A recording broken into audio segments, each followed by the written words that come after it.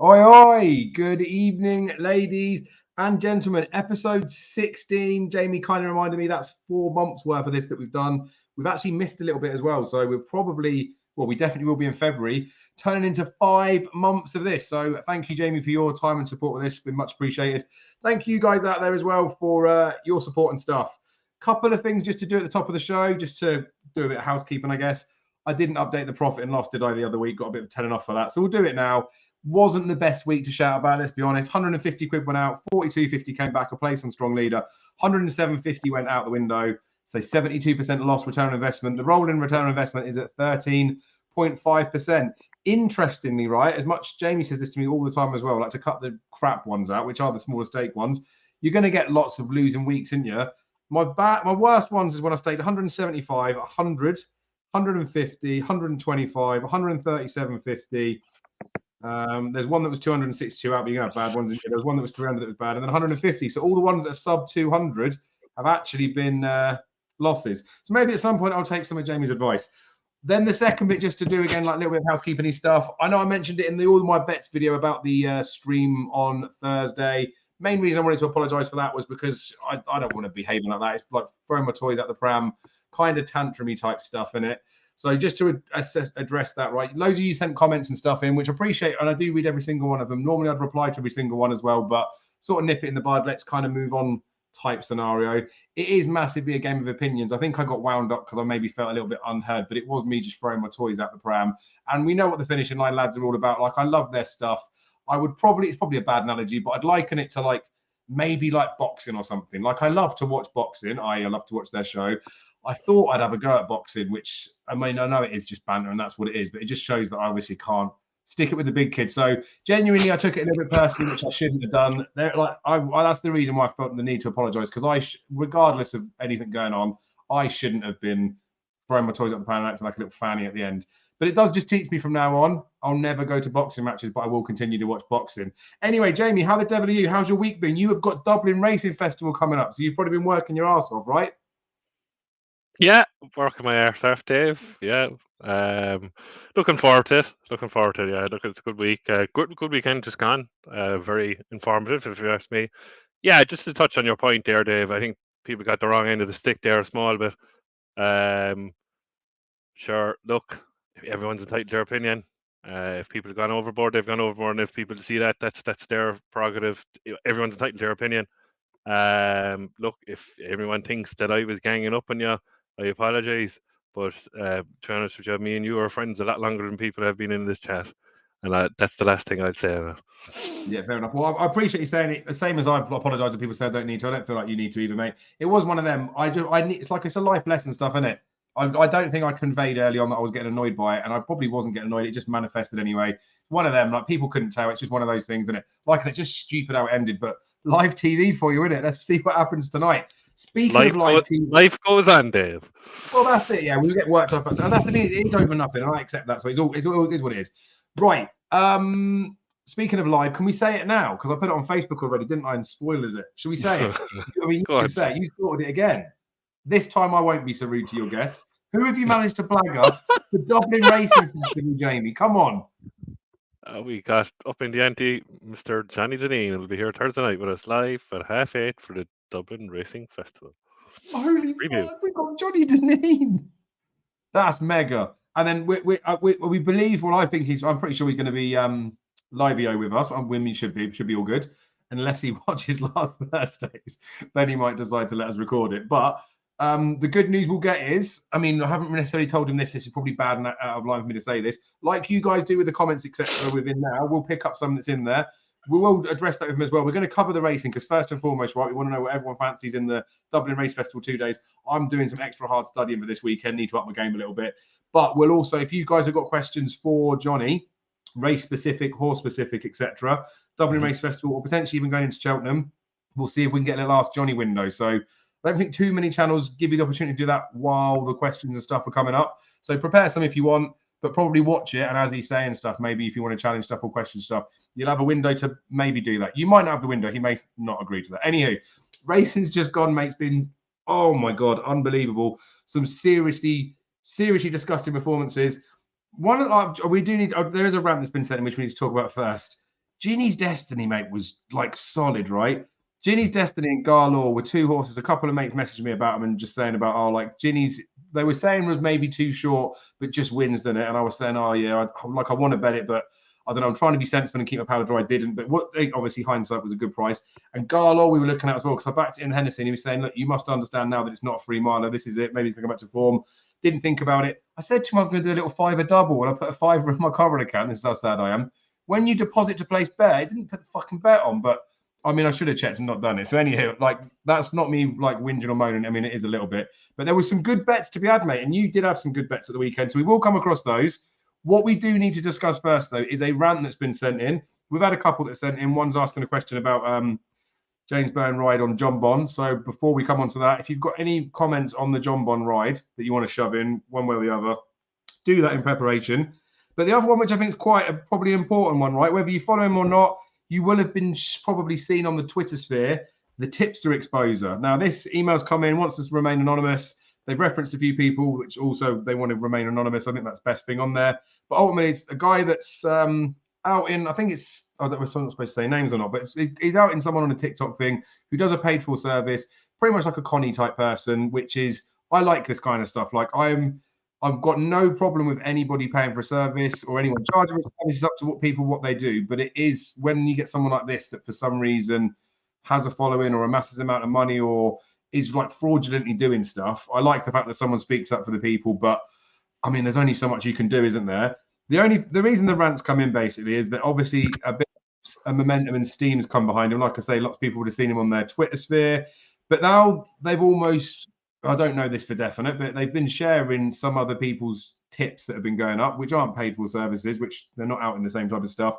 Almost like quote tweeting them or sharing a tweet, basically like with eyes and all that sort of stuff. Almost like they're following people, they're keeping an eye on them. And there's a fine line in there. Like we talk horses, we put some out there. I'm happy to put my profit and loss up there, but ultimately, as much as it's like potentially a waste of your time, I'm not really charging you anything to do any of this type of stuff. So it's like, it is up to you whether you want to follow it or not. Obviously, I implore that you do because I think I do all right out of it, but that's your decision to make and that's where it's fine. And in the paid stuff, I'm pretty sure everybody that does it will share a profit and loss.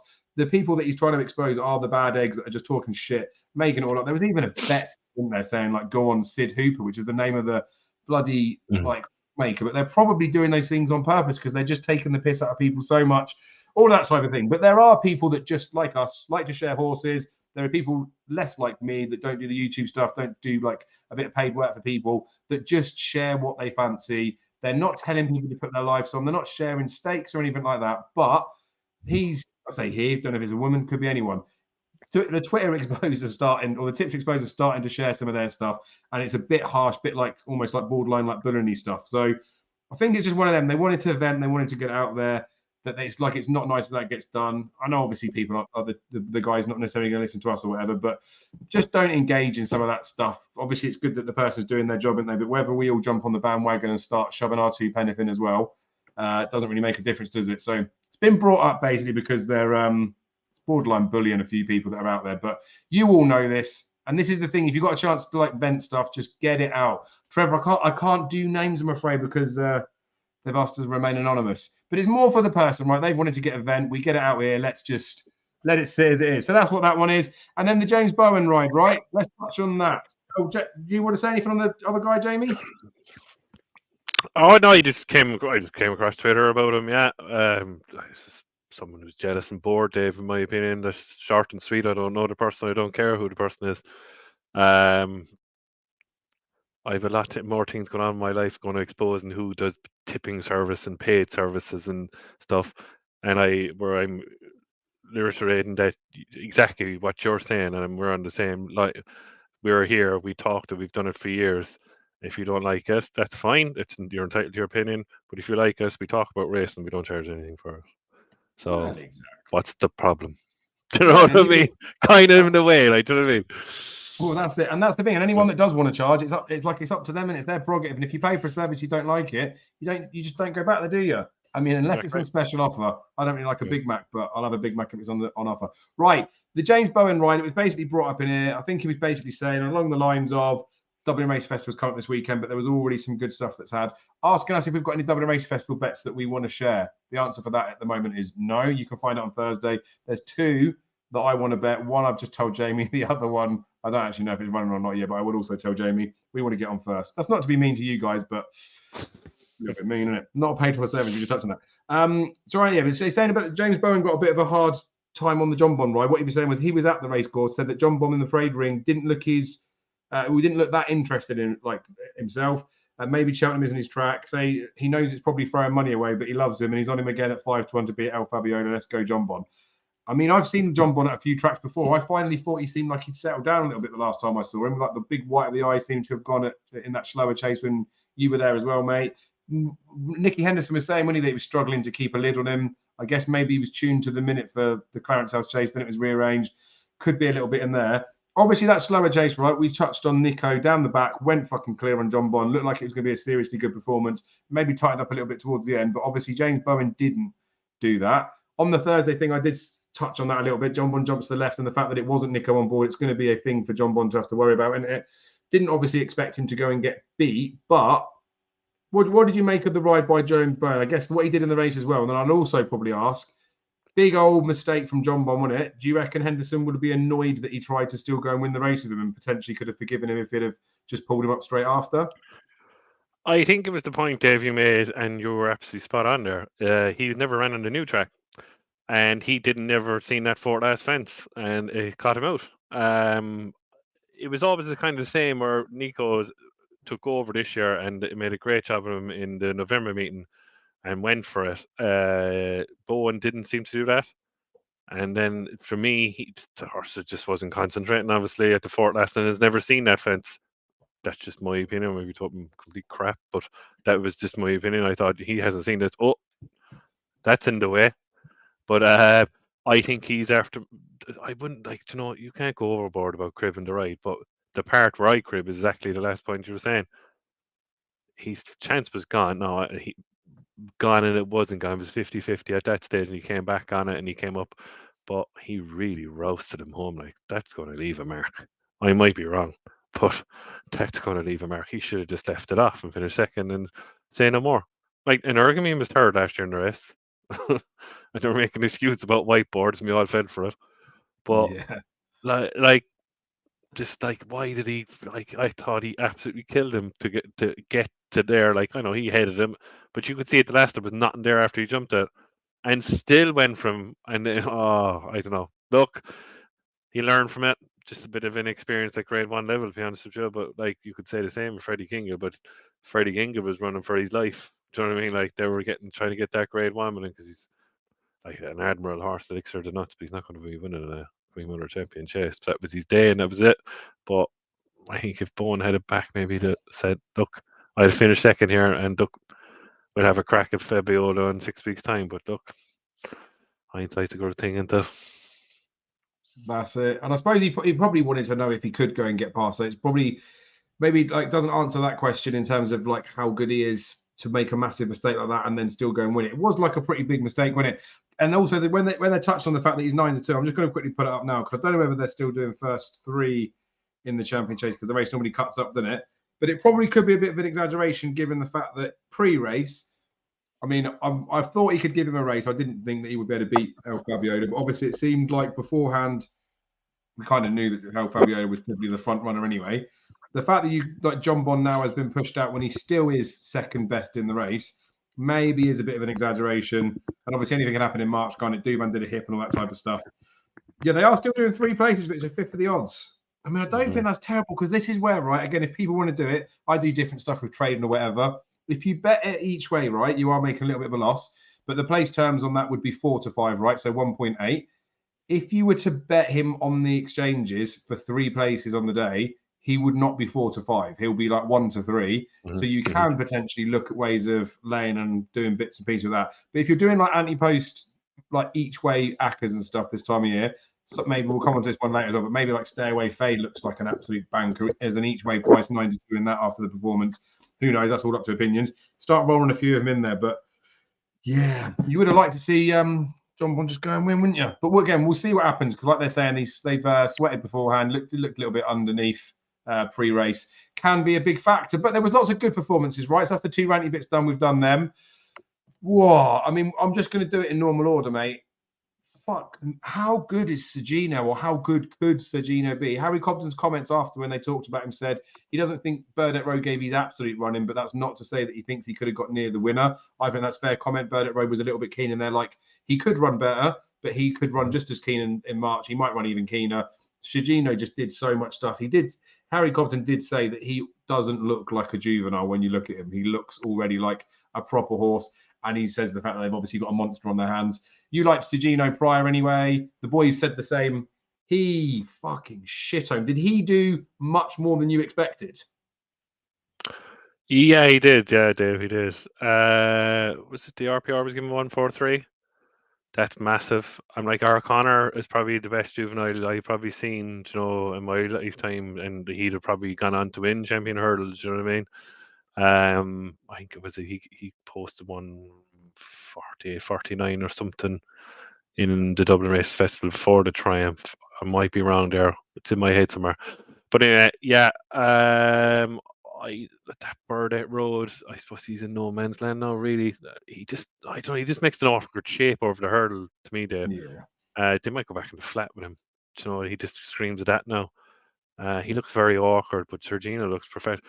Sergino, it looks like a chaser already. Like he's huge. He's huge. He's huge. Would I say he's an absolute banker? I never say an absolute banker for the Triumph. I don't know what it is.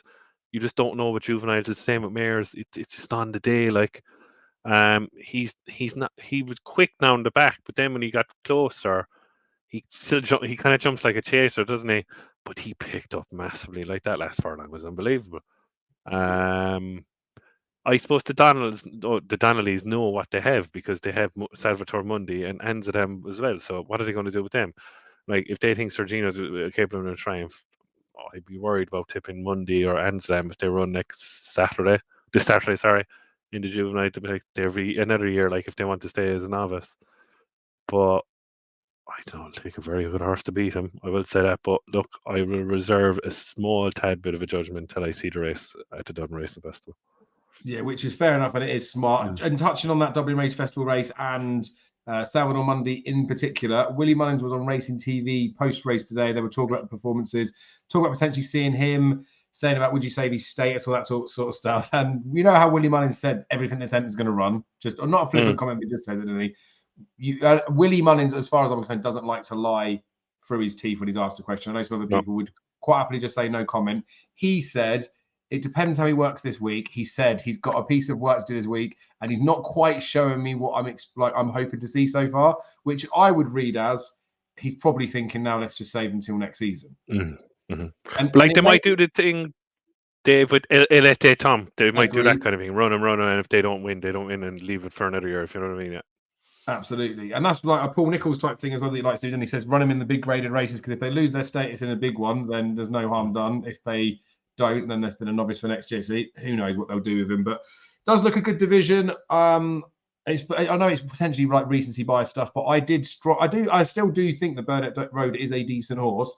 I don't think there'll be too many horses in training or the juveniles that would do what Sergino did to him, more for the fact that he did it just off the back of it. And if he wanted to go 2 furlongs out, he could have won by 30, 40. Like it was just a question of when they wanted to push the button on him. I thought it was far better than he showed the first time up. Jumping and stuff was better.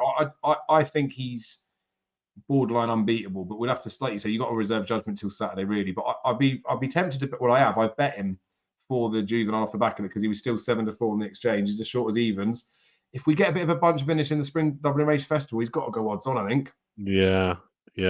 Like it'd be interesting to see on the Tuesday of Cheltenham how Milan Tino, if he runs, and is it Excelero, is it, for Jane Williams?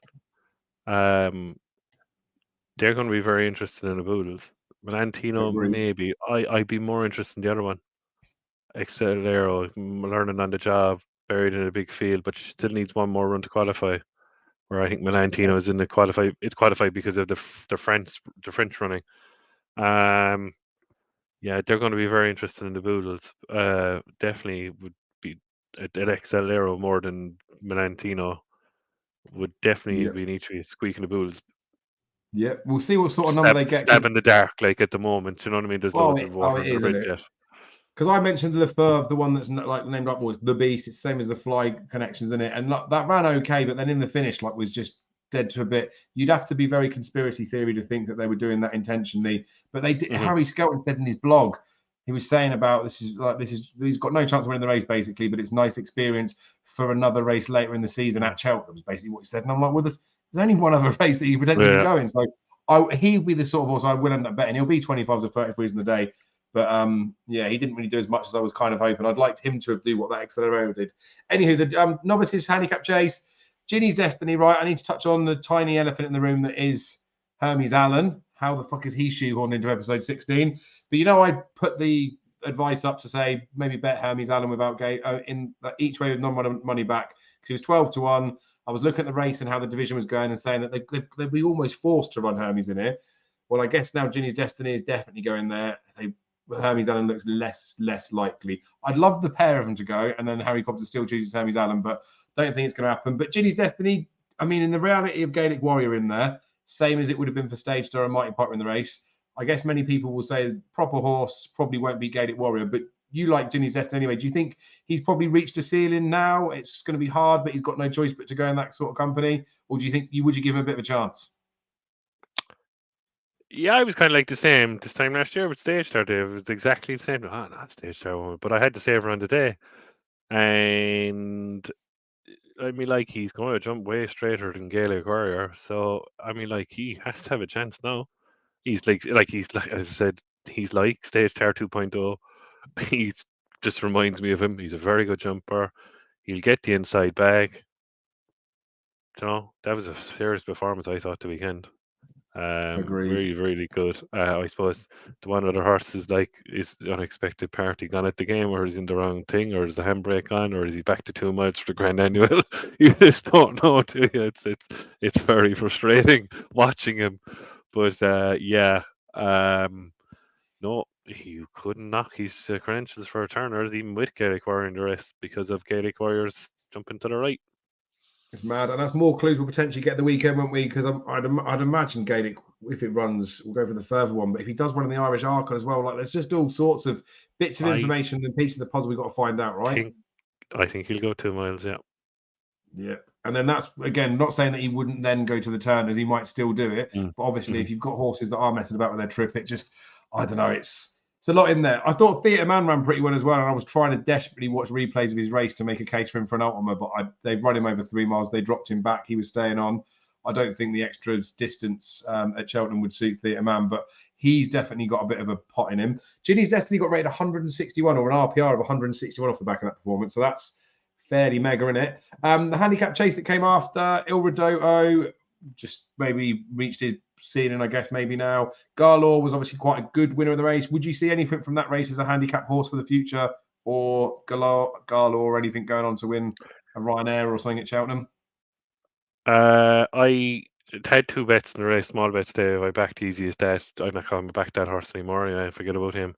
The one that I backed the other one in was Frere Derm.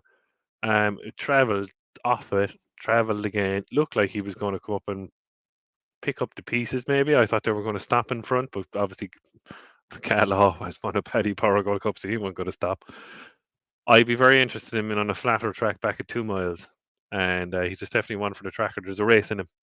And maybe the handicapper will drop him from 134 down a small because he's one off 128 around Newbury. So maybe he's just better on a flatter track.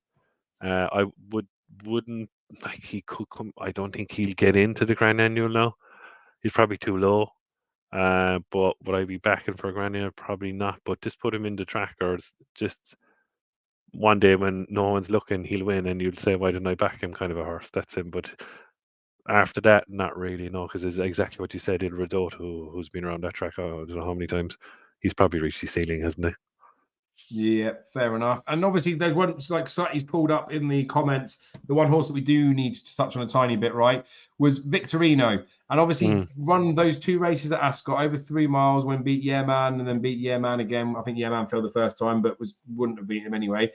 Right, rides there. Even when you see the race post comments after, they say the trainer's rep could offer no explanation for the poor form shown. I mean, he's come 7th in the race. I know he's been beaten out of sight, but there's the fact they've questioned potentially the performance when he's that short a price. Does it look like it's potentially just race course experience? So at Cheltenham for an Ultima maybe, because stepping back on a trip, you could potentially give that horse a bit of a chance. Was that one like, did you take the similar view watching it, or was it not one you paid attention to? I was, yeah, paying attention. I saw the comment afterwards, all right. But it's very strange they've gone to Cheltenham, but then they've spun them around a new course instead of the old course. Different track, like wide open, new course. The old course is tighter. Maybe it might be better on a tighter track. So they just found out for the sake of finding out. Are they gone down to get a few? I'm like, depends what the handicapper has done. It won off 142 in Ascot. We went up to 146, but the handicapper touched it. Drop it £2 maybe for 144. You never know. I didn't even look. Was there even classification of that today? That'd be is interesting to see how much if the handicapper did drop him. Yeah. Yeah, it'd be an interesting one as well with that because obviously there's limited stuff to I'm go on. useless. I'd put my hand up. I'm useless at the Ultima, so I wouldn't put gospel when I come to the Ultima. My record is absolutely chronic. I definitely think it's the right horse to be shoving in the conversation though, because it is the fact the 3 mile trip. The big question mark that will start to spin into it towards Cheltenham though is the 2 wins are at Ascot. They are going the other way around. We may find out in the years to come that the horse is just better right than left, but. Whoa, who knows? Mr. Coffee wins the Ultima 3-year plan. Fuck me. Stop it, Scotty, because there's no way in the world when I do all my bets for day one, there's not going to be a pound on Mr. Coffee, is there? Paddy Power Cotswold Chase was, I mean, I don't really remember what I said so much about how good a renewal it was, but I did say from like a betting heat perspective that it looked like one that was going to shake up a bit in the market. Time we did the recording, we had Royal Pagai and Stay Away Faye about 3-1 joint favourites. Ahoy Senior was about 9-2 or something like that. Touched on the fact that I thought just the way that he's been running and the fact that they've been taking him on big time, that he'd go out to double figures. I know obviously there's lots of horses we could talk about in there. Obviously the ill-fated That's the Right GINO is like a brutal one when it comes to racing. We see the highs of Garlaw and then that happening straight after. Like it's not nice to have any events like that happening. But Ahoy Senior, right? Jockey seems to lose his stirrups like a few fences out, I believe. 4th last fence, I think it was. If I'm right, I know it was. I'm reading the thing, but he I'm not. This is not to make a case that Ahoy Senior has done anything different, but I wouldn't know. I need to find out from some sort of jockey how much of a fucking difference that must have made. Because one hell of a run to be up there traveling, looking like a thing. But was he traveling because the jockey couldn't get his feet into the stirrups and give him a ride, and then he wouldn't look like he was traveling? It was much better from Ahoy Senior, right? But I'm worried about falling into the trap of he's still come last at me, and I think Royal Pagai potentially, although he fell at the last, would have picked him up. The Capodana was the winner, right? Jumped nice, to be fair, the whole way through. I don't think I've seen him jump as good the whole way round. He was one that we touched on the fact that he was the biggest price of all of them, wasn't he? But none of us believed that he would end up at that price. Won it quite nicely. They've already said they're going to drop him back for the Ryanair. The real whacker, how the hell did he then stay on? He's gone up in my estimations massively. Wouldn't see him as a Gold Cup horse, but I can't believe when he looked like he was gone at 2 out, he then managed to stay on a bit. And to be fair, Stay Away Faye, we knew that on the figures had a lot to find. Posting like a 160-ish performance there as far as I'm concerned. I mean, it's very hard to then look at that horse, I suppose, in the novice division to think, like I say, the 9-2 about him seems quite good. So I have had a little bit on Stay Away Faye for the Brown Advisory with the loss of Florin Porter, but there's lots of like individual performances in there that were pretty good. But what did you make of it? Do you like Capodana for a Ryanair? Do you think that's possible with the jumping looking a bit better? Real Whacker, Stay Away Faye? Just tell me about all of them, Jamie. I'm the sick Dave after saying in the preview last Thursday that I said it's between the bottom 2, GINO and Capodano. I hadn't a sovereign on Capodano, and I backed That's All Right GINO. I should have had the cover. Look, can't be greedy in a 6-horse race. I suppose GINO, poor old GINO, ill-fated. I suppose was never travelling like the zest of Hennessy. The whacker for me should be just in the Grand National. The way he stayed on, just chuck him in the Grand National. There's nowhere else for him really, Dave. He's not a Grade 1 horse. But he did surprise me when he stayed on. Royal Pagai, I don't know what's made. It's just a haydock horse, really, isn't it? Really, let's call a spade a spade. Capodanno is better, as I said, is better on better ground, and it'll need better ground in a Ryanair. Like, but the better the ground it is, the better then it'll be for Banbridge against Capodanno. So, like, Capodanno was all staying there, like, you know what I mean? Like, I suppose the third to Gallopin and Jerry at Christmas is standing up now. Ryanair, would he be short of pace for Ryanair? That's just my opinion. But he'd obviously have a chance if it's very good ground on the Thursday, which is 70%, 30 against. Do you know what I mean? To be like that today, maybe we win Vautour, one of his good that day. Do you know what I mean? That's the last one I can remember off the top of my head. That was a very good ground Ryanair. Who else was in it, Dave? There's one more. My brain's gone. Oh, Stay Away Face, sorry. Great performance when the horse was 12 pound round away. My only crib with him is I didn't like the hang up the straight. Agreed. That's what, yeah. But I suppose, yeah, just thinking of Mike Bite to me, Mike Bite Jared off. You know, that's what's in my head. That's like, but like if you're putting down his performance to win a Browns, that's surely good enough at the moment. But it's the hang that's worrying me, and I didn't see that last year. No. Yeah, well, it's an attribute I've not seen of him as well. I was just thinking. I'm trying to look at it for the positive side of it though. I'm wondering if he hung just because he was putting everything on the line and he was trying his hardest. Maybe, yeah, because he's genuine enough, like, do you know what I mean? So, but he ran better than I thought he would. To be fair, he ended up closer in the finish than I thought he would. I thought he'd be a bit further back from that. But regardless of old or new courses, Dave, it doesn't really matter because people are going to latch onto him, as you said, and you backed him because he has course history. He's Cheltenham Fest with experience, and that's second to none. Factified and Grange Clare West don't, if you know what I mean. Yeah, and he's running an open grade one as well, isn't he? So like we're getting within that distance, like you said, how far he was wrong in the weights. Capodanno winning it, I was just thinking like it's not the ideal prep, is it, the distance? But Froden won this when he beat Elegant Escape, didn't he? And then came back to win a Ryanair where footpad was in there. So it goes back a little bit. But yeah, we're interesting. Good little clues. It was one of those that I don't think you take Capodanno at the race and say betting for the Ryanair. However, it could still be a race that down the line actually does give us pointers towards Cheltenham. Regardless, we talked about the Clarence House Chase already, so I reckon we could potentially just leave that there. Unibet, fucking hell. I mean, I don't think we need. I know we both worry about her staying a trip, but she doesn't need to fucking worry about staying if she's that quick, does she? That was dirty. I know she had the race was dog shit. Let's not sugarcoat it in any other way, shape, or form. It was really, really bad behind. And Roubaud was never going to. Roubaud probably the one that could have been a bit of a yardstick. Wasn't going to suit Cheltenham. What the conditions weren't going to be in there. But she's destroyed him, isn't she? And like they've said they were going to leave loads to the work on with Love Envoy. The step up in trip would probably see her to a better light versus Lossiemouth. But what is it? 10 lengths to make up, and Lossiemouth wasn't even asked. Like, what do you think? Because she's odds on now for a mare's hurdle, right? We were like not like all the way against her, but from a pricing at the beginning of the season, the Juvenile, all that type of stuff. 5-2 for each one at the start of the season didn't seem that great. I wish I had a bit of 5-2 for each one about her now. But like she off the back of that, mate, I have no idea how she possibly gets beat in a mare's hurdle. I know we'll come on to the one that shit home as well, or won nicely too. But I'll leave it as that. Like, I'm very much in the camp now that Lossiemouth deserves to be short price favourite for a mare's hurdle, cannot be beaten. What's your view on Lossiemouth? Exactly what you're saying. I was very happy with my bet after Doncaster race. But the other Willie Mullins horse I wouldn't discount. Obviously, with the form always being behind and beating Lossiemouth last year, just like wouldn't have beaten Lossiemouth. Now, obviously, didn't get in traffic in the Juvenile last year. She's just another horse that Dave. That like people might say I'm wrong here, like, but I don't think Stateman or if they've said there was no Constitution Hill, I don't think Stateman or Imperial Pass could give her £7. Not a hope. She would absolutely destroy them. She's trained on. I think exactly if you have to listen to Rich Ritchie when he's interviewing people, I presume people have watched him.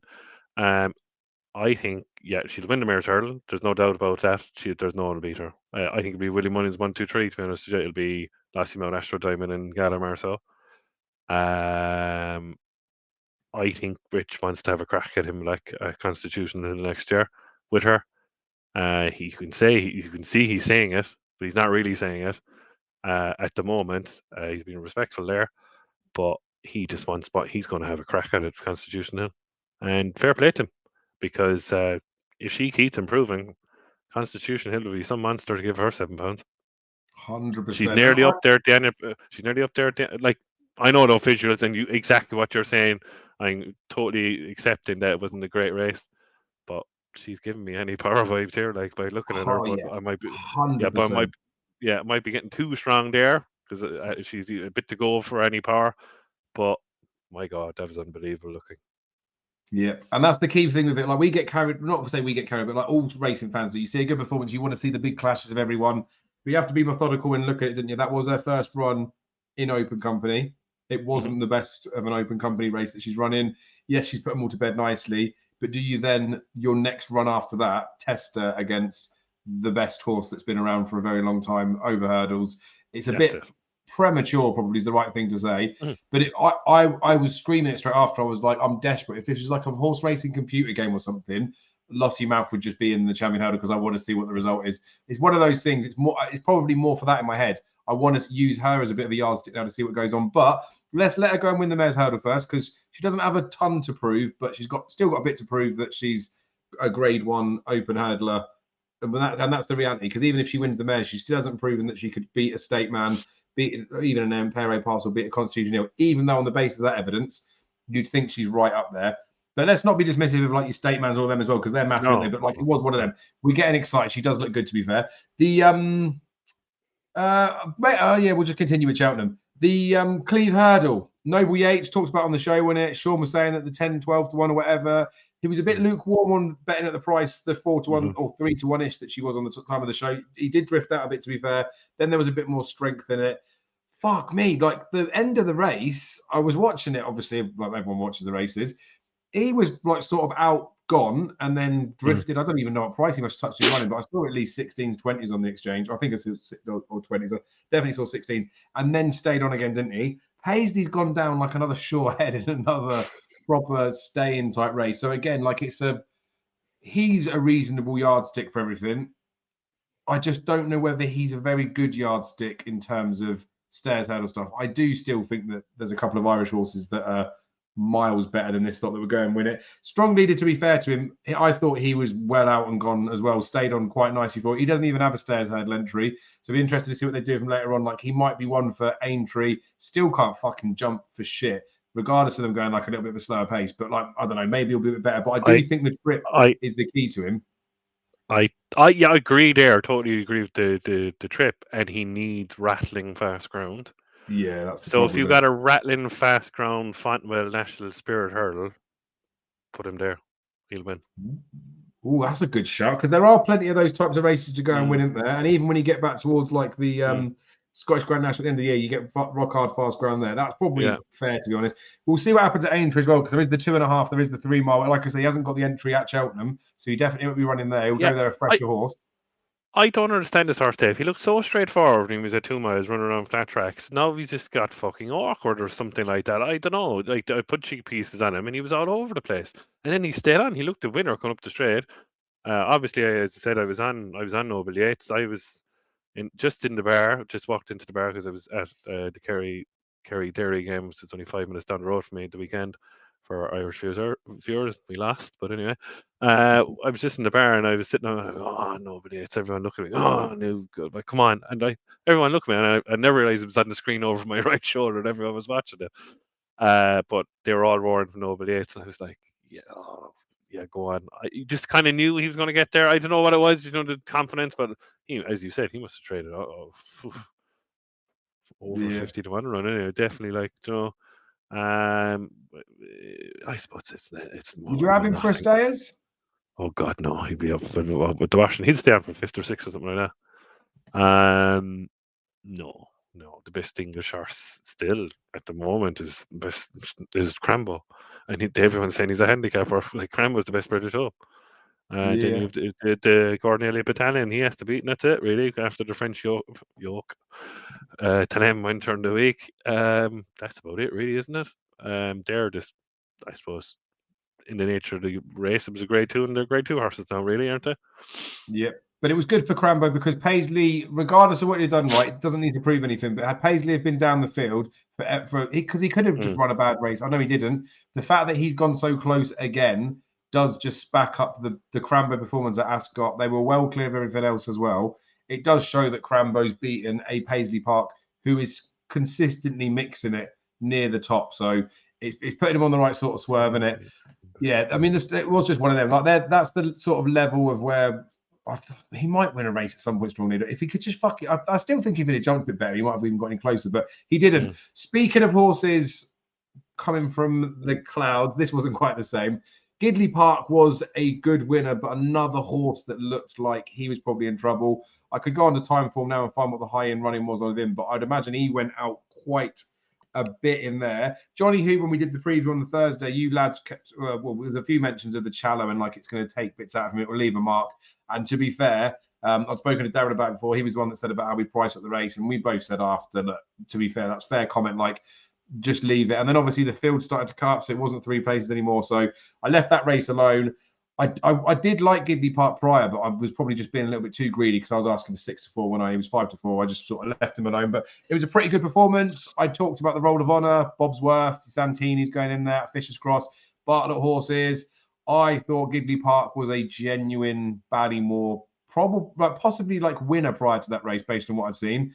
He's a boat, is he, do you think? I think he needs to go in the Bartlett if he's going to run at Cheltenham. He does look every inch and chaser, doesn't he? What did you think of him? Because you liked the horse anyway. Yeah, small but underwhelmed, if I'm honest with you, Dave. I thought he'd be very more type myself, but exactly, he's a Herbert Bartlett horse, but he'd be a fine chaser next year.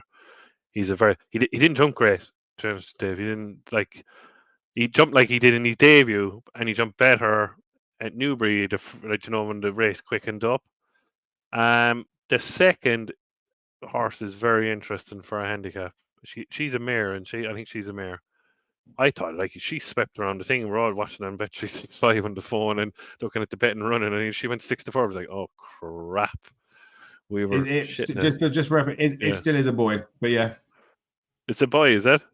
Yeah, but yeah, I think it's run against some of the ones before. Mare. Tell her the name or something, but that's not a mare either. No, anyway, 132. That horse was before today. It was beaten by Golden Ace, I think, at a Taunton. That's it. And Golden Ace was second to Dice Artinas in the Mayor's Bumper at entry. So there's a bit of collateral there for Dice Art. I'm still with Dice Art. That's the main line, isn't it? Yeah, so that's the main line. And I was shocked by that, the way it ran. But obviously, it's not a bad horse, but because I rate Gidley Park. But to me, I think Carrie Fry will do, like, you know what I mean, Harry. I think he'll run in the Albert Parley, yeah. So, thinking of all that stuff, because I've just looked for that Golden Ace form, that beat the bat in a bumper as well. Like, form of that Golden Ace actually looks fairly solid. But this Lucky Place, bit of a potential. I mean, it's 132. It ain't going up £14, is it? So maybe could be one for a pipe rather than a Coral Cup. Could be a pipe because I think they've got under control of the Coral Cup, by the way. Who said that?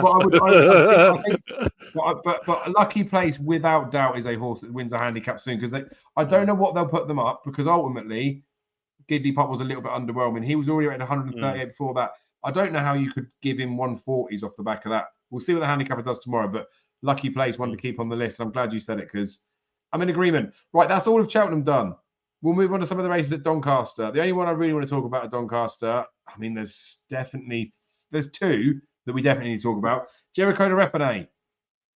It was like, surely cannot win a Supreme off the back of that.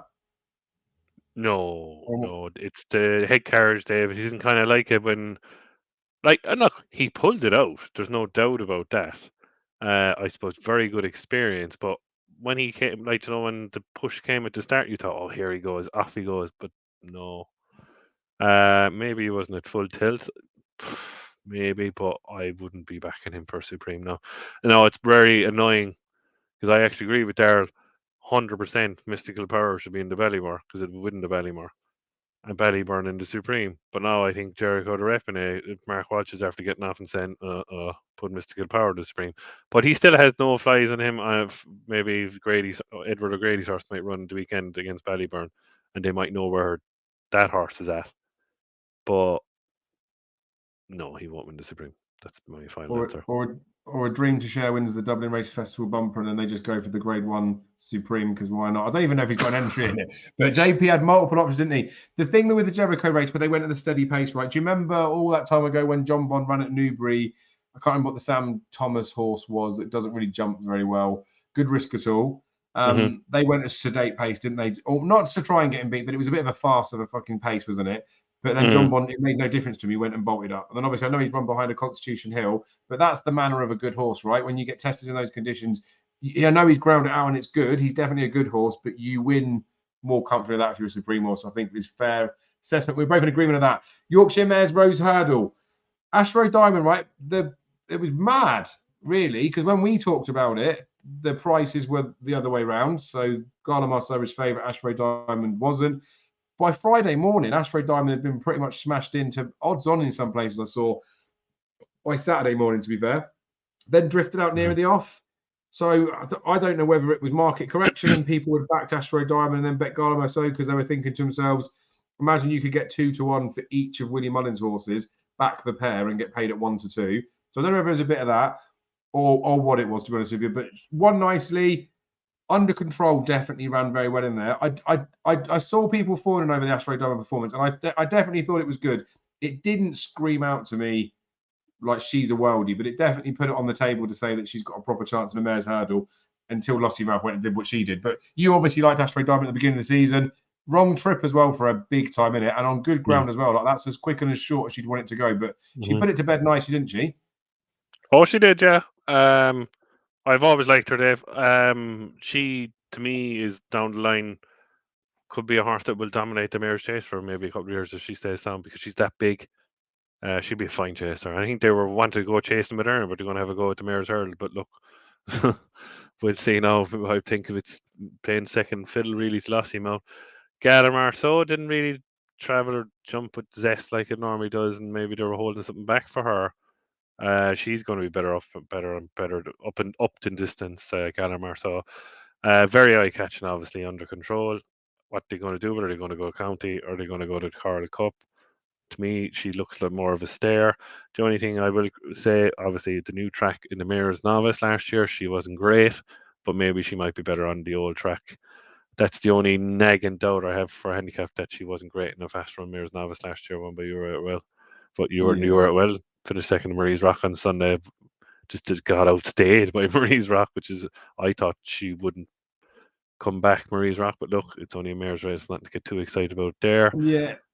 But look, we all know now they're probably staying second fiddle to Lossiemouth, aren't they, really? Those mares. Yeah. But it's still an encouraging performance, because obviously you can never be scared of one horse. I definitely think she looks like she's the best without, isn't she? With the under control thing, it's interesting when you mention the Mares Novice, because even in that Jerry Fielden, Jerry Fielden, she ran in. It's another handicap. I'm not saying they went at a fast pace, but typically those types of handicaps, I don't do the figures, but I would imagine they're not exactly slow. Again, got sort of outpaced Dunny bit with it in there. That's what makes me wonder whether stepping up in trip would suit, because they'll go a slower, fast pace than a handicap. But she's definitely one of those, right? I don't think there's a single person out there that watches horse racing that won't just bet her in whatever handicap she goes in at Cheltenham. Like, she'll be in some multis, it'll be JP's thing. And as many people have touched on in the comments, and Andrew Mount, when I did the GG Week and Watch, was saying it before, Henderson's horses haven't been running in the best form, flu jab season, all that type of stuff. And it is a bit relative to who's doing what. They're all doing different bits. They're all doing their own individual stuff. But it wasn't a performance that screams out she didn't run to her best. I think she ran as well as she could on the day, but there's definitely a bit more to come from her. She's definitely interested. She was interested before. It was good to see it, because if she'd have been tailed off 20 or 30, probably still would have bet her in the county in the Coral Cup, but with no conviction. At least now there's a bit of substance behind it. She can go in a few acres. The River Don, Kerry Hill was pretty good. A few people messaged after the thing on Thursday, actually mentioning Kerry Hill, saying when you go back and look at the race in the Shanna Bob race, that was the one to take out of it. So a few people were on the right one in there. Welcome to Cartrees for Paul Nichols. They touched on that one, going to the same route, Stay Away Faye. Stay Away Faye was second in the race last year. what did you watch the race? Did you have an opinion of one of those two horses looking like actual Albert Bartley horses? Because I think Kerry Hill, to be fair, I caught the end. did it I caught nicely. the end of it. Right. Yeah, Did it I very think nicely. I caught the end of it. I caught the last three hurdles. And that's well, I guess that's it. Like, I looked at it and just thought the Kerry Hill, like you couldn't say. I wouldn't completely rule it out, but I don't know. I don't know whether the Irish stayers would be better. Chapeau de Soleil wins anyway. Anyway, well, if you only caught the end of it, we'll leave it as that. Kerry Hill won by 7, didn't it? Might have a chance. Fairhouse, we'll quickly do that because we've got lots of time left. Oh, Kerry Hill misses Cheltenham. There we go then. Thanks, Chris. Solarina Mares Novice, Jay DeGrugy. When we did our videos with Paul, we were talking about Jay DeGrugy being one. I haven't better. I was looking at that Solarina, and I said it in the column for Gigi last week. I don't know why I keep name dropping Gigi. Sorry about that. I said in there that you'd want to see something win pretty convincingly. She did win pretty convincingly for me. Like, it was pretty good performance. Like, stamps it up there. Still didn't scream out to me like unbeatable worldy type stuff. I think she's done the second highest RPR in the race since Honeysuckle. I mean, I was definitely, don't get me wrong, like, I'm not going to say I was underwhelmed in any way, shape, or form, but it was 2 mile 2. The times were really slow. It was on soft ground, wasn't it? I don't know. Like, we see it some years, didn't we? We will look at it and say that a Mares Novice hurdle winner needs to be a stayer. Other years, we'll look at it and think, oh, it's a nice quick course that goes and wins it. She's probably in the mix of the two of them. It was a nice enough run from her, wasn't it? I think she looks quite good. There's just something about her I'm just not so sure about. The first win was on heavy ground, wasn't it? And I do think that ground at Fairhouse on Saturday was pretty slow. Maybe she's not as ground dependent as I'm making out, but I think maybe she wants a bit further. What did you make of it? Do you think she is the one to beat in the Mares Novice hurdle now? No, I don't. Like, a lot of people will back her, Dave. Right? She's straightforward. She's a big mare, and I think she might need a bit of soft, heavy ground, to be honest with you. And I think she could be running off her feet in a Mares Novice. That's just me. I might be totally wrong. I still prefer. Look, the only thing I suppose you crib about Dice Ardinas is 1-3 kind of nothing races, and it's going in thinking you're backing it in for Mares Novice, but she, as I keep saying, she doesn't have the penalty, which is a good bit of placing in my opinion. Still, I think the horse that has the best form, and obviously it's probably going straight to the Mares Novice now, is Brighter Days Ahead. It still has the best form. The way Jatara was nowhere in the race, and Jatara's now has come out and he's rated it over in the 140s. So, and you fancy Jatara for Mares Novice, so I mean, like, that's still the best form. Brighter Days Ahead by a mile at the moment. But you're going on potential with Dysart, and you're going to potential with Jade DeGrugy. Jade DeGrugy from Mares Novice hurdles from previous, I wouldn't be going near her. But it looks like at the moment, if Tatar runs in a race, there's a 4-horse race there. Do you know what I mean? So, and I'd still be with Dice. I think Dice Ardinas is just all speed. But the only thing is, like, all speed, and you say one year exactly. I totally agree with you. Is this going to be a stairs year or a speed year? If you know what I mean. So that's the in between, you know. But I'm still Dice Ardinas. I'm not changing my mind. Yeah, and I can understand that as well. My biggest frustration with Dice at Enos, like I said at the start of the season, was that duck and dive, the potential challenges and stuff. And I know they're running that like half decent race at Cheltenham. We've beat the bat in there, but he even said it by his own admission, didn't he? Like, he entered her for the novice hurdle, not the mare's race at Doncaster, purely for the fact that he knew that it was an easy race going to do it. He's got his method to go and do it. The reason why I don't like it is because obviously from a betting perspective and thinking about trading and running and all that type of stuff, I want to fucking handle on what horses do when they run against their like peers. So it's the same again. I use the stupid analogy, but if Cristiano Ronaldo was playing Sunday League football every Sunday, I don't think anyone would realise how good he is. But also, he could just be a Sunday League Cristiano Ronaldo. Till you put him on the top tier stage and they go and play it and mix it with the big kids, it could be style over substance. And that's unfortunately what I have to sucker up as. The Doncaster run, right? I'm like, I don't want to feel myself reaching the point where I want her to struggle or do like a Jericho to Repine and find something out about her. But the longer she doesn't do that, the more I'll give her a bit more credit. But there's in no way, shape, or form I'm saying she couldn't go and win it. It just annoys me. I want to find out how good she is before the big day. I suppose exactly the final point on it, Dave, exactly what you're saying. It's very annoying. How can you cut her into favourite after that? It's bad, isn't it? It's madness. Like, really, it's then post game is gone. If the bookies are doing that, it's absolutely ridiculous. Like. Yeah. And I do get it because Trevor's saying there, look, they're all novices. Like I do get that, but like she's picked like that race at Doncaster. They picked the shittest race they could go up against in like a long time that she's eligible for. They're doing it by design. They've made no qualms about that. They've got no problem doing it. It is fine, isn't it? And I talk about the fact that it's nice to see horses run against each other to go and do it, but didn't do any harm to horses like Constitution Hill, did it? I know he didn't dodge stuff, but if they don't have to have a battle before Cheltenham, it doesn't mean they're not a good horse. And you could see him do a Jericho de Repene, and then all of a sudden you realise they're not so good a horse. So yeah, exciting weekend, lots of good clues and stuff that came out of it. So on the back of that, right, I have had a couple of extra bets. I've had a bit on Gino. I've had a bit on Stay Away Faye for the Brown Advisory. Did you find yourself in all the excitement of the weekend having any bets for March or getting rid of any bets that you had? Didn't know, Dave. I suppose the last horse I suppose I mentioned is the bumper horse in Nace. Looked a very good horse, Jasmine DeVoe. Oh no, you can mention that one all you like. Good. Yeah. But to say now that it's favour for a bumper off one run, like I know, look, that's the way things are going, but like 6-1 now, like off one run now, very impressive. Like, but the second horse was a bit exposed, like, you know, as well, like, you know. So, look, decent horse. The bumper's wide open.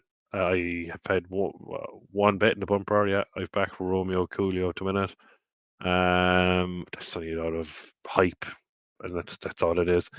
The Dublin Racing Festival bumper will tell a lot, but the problem is you have a horse that should be hurdling, two horses that should be hurdling, and they shouldn't be allowed in it, and that's just my opinion. Dream to Share or Redemption Day should be nowhere near that bumper, etc.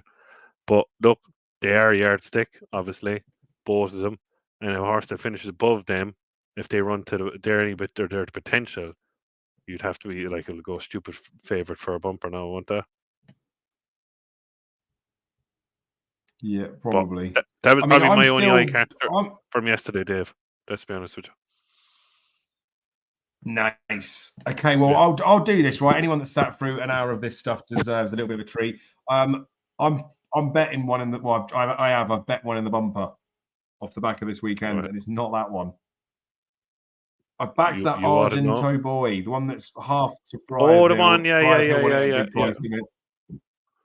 And the reason I bet it, right, was I was making my case of a few horses that I wanted to bet. I've bet Brecon Castle already. I'm still happy with the fact they're not going to Dublin Race Festival. They will run him at Cheltenham. I know he got beat by the girl at Ascot, but Harry Skelton said after it's still a good run from the second, having to give so much weight away. Like he's a big price. He deserves to be a big price, but I still think he goes with a little bit of a chance. I think some of his earlier form, like he looks like a horse that's got some ability. I think him getting beat might have taught him something. But anywho, I definitely know I need some cover on the top of them as well. There's a few of them towards the head of the market I'm not so keen on, but even with horses like Envoy and all that sort of stuff, like often not near the day, you can still get some reasonable prices on the right ones. And like you say, we'll find out about the Dublin Race Festival when it comes up this weekend. But Argento Boy, Jodie Townend is criminally underrated as a jockey. I think she's awesome. They stick her on all sorts of decent races anyway. Obviously, she had to ride there because Patrick was away and over there. So it doesn't mean that he wouldn't have ridden this horse, but obviously with jockey bookings having horses running left, right, and centre, they did what they had to do, right? This horse was in front a long way out, and I sort of looked not necessarily like it was learning, but it's his first ever run. So that one that did win yesterday had a point-to-point run. Willie Mullins, again, I saw him on today on Racing TV. This is the reason why I pulled the trigger. He was on my short list of ones to bet. He was saying about it. They talked about the one from yesterday, and he said, yeah, but I'd be more interested, or he said, I'll be more impressed with the one that Argento Boy that won on Saturday. So for Willie Mullins to talk, not necessarily talk over it, but to correct one to say this type of horse, I think this looks like a bit of a weapon. And I know there's the bit with the Briars Hill breeding like the half, and we talk about those types of things, but that horse did go and win a bumper. That's not saying that he will, but there's, when you get that little glint of like Willie Mullins when he likes one, like with a Facile Vega because it's the baby of it. He doesn't just like on the fact of breeding, he likes it because he's seen something about them.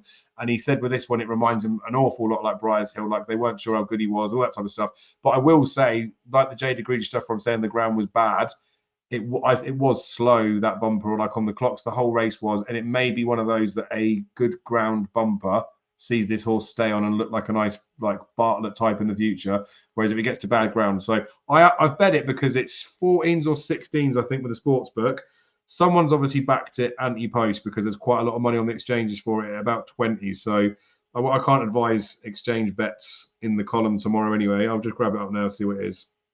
Yeah, you can still get 20, and then there's like loads in at 19 as well. So I've had 25 on at 20, and then there's 19 and 20 underneath. So there's plenty on there if anyone wants to have like a little nibble, even if it's fivers or whatever. But just because I've said it doesn't mean you have to. But I think it's a nice enough horse. There's only so much of a case you can make for a fucking bumper horse, though, isn't there? Let's be honest. And like you say, we've got so many clues coming up this weekend.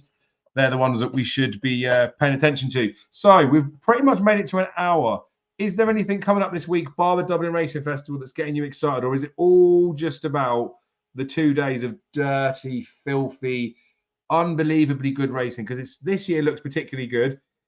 I mentioned that there's a couple of bets that I quite like. Have you got anything on your radar? I mean, you don't say them now. Everyone's got to tune in on Thursday to see it. But have you got anything on your radar or ones you're getting excited about getting stuck into, maybe? Yeah, if the 2 horses, David, I said you there for the handicaps, if they run, I'll be all over them, yeah. And I'll let you know on Thursday. And it's so good because it kicks off with proper racing right from the beginning of it. Obviously, William Mullins is in flying form. That doesn't need to be said at any time of the year. I know he has a bit of a slow start, but like he's just the man. We know he is this time of year, don't we? And just 1 point as well. And I love Corbett Cross, but Hermes Allen will beat him on Saturday. Oh, yeah, because we've got the Silly Isles, haven't we? Mm-hmm. Are they in? The entries are in, and Emmett Mullins wants to go to Sandown to take on Hermes Allen. Would you be worried about Corbett Cross and the railway fence to Sandown? I'd be seriously worried him jumping around there. I mean, honestly, if Paul Nicholls doesn't run any horses at Cheltenham, if he's got Ginny's Destiny and Hermes Allen to go up against Gaelic Warrior, fucking run the pair of them. Hermes is 11-4 top price, isn't he, at the minute? Stop it, Jamie. It's killing me. One last thing. I don't even know how I've got to this. I've got to this because Jello's in the race. We fucking how did we get Master Chewy beat by Elixir to Nuts? How do we bump in to a future Grade 1 winner? Yeah, I know. I remember that. I remember that. Christ Almighty, bumping a lot of them, mate. That's a race, isn't it? It's a race now, yeah. Grade 1 as well, so they'll all be off the same way when they. Oh, interesting one. Well, okay, well, so especially with you saying Hermes Allen as well, you know what that does to me. That's like lighting the fuse on some dynamite. I'm going to lose a few quid this weekend, but we'll get stuck into it. There's a lot that I like in there.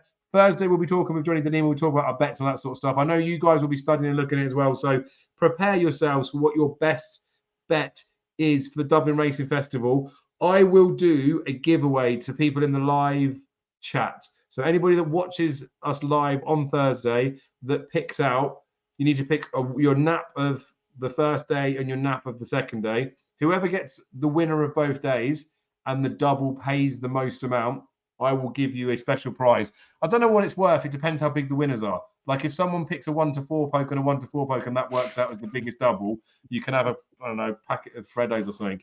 If you manage to pick 2 20-1 pokes, fuck knows, I might buy you a ticket to Cheltenham or something. It will be related on what you do. So have a pair of balls and stick some in at prices. But drop that in the comments on Thursday. Only applicable to people that watch it live. If you comment after, you will be cold. I'll find out where you live and I'll burst your tyres or something. Anyway, Jamie, anything else we need to say before Thursday? No, looking forward to Thursday. And yeah, as you said, it's all about the Dublin Racing Festival, I suppose, over here, but there is still good racing at Sandown, and I'll be having a look at Sandown even when I'm at the track. Yeah, definitely. Go on. Well, we'll cover a bit of that. Well, maybe not so much on Thursday, but we'll cover that when we talk with between ourselves. Anyway, I'll do my All My Bets video for the Friday. I'll do it for both days, so you'll know what I'm betting Saturday and Sunday for the weekend. Fingers crossed we'll get back onto the winning path with some, but I'd imagine we shouldn't be able to go too far wrong. I might have a couple of doubles and trebles and stuff, but I will let you know the ones that are just punty, muggy bets and try and keep it a bit more professional with the other stuff. But thank you all for your support. We do appreciate it. Again, all the messages and stuff that I've received in the week and all that type of stuff. Appreciate that type of thing. Jamie, I appreciate you spending the time doing this. I appreciate you sorting out another headline act. Like last Thursday was a bit of a whopper to get those boys on. And like I say, I do really still appreciate their time for doing it. Johnny Deneen, come on the boys. So we'll do that. Maybe if Johnny agrees to it, the top prize if you pick a double can be a night with Johnny Deneen. Not in that way. I don't think you're going to get that many prize. Anyway, it's the other end of a stream that I'm going to wish I stopped it a little bit sooner. So I'll stop as we are now, and we will see you all again Thursday, 8:30 p.m. Do not be late, and if you are late, just make sure you're live so you can get that comment in for your best 2 bets in a bit.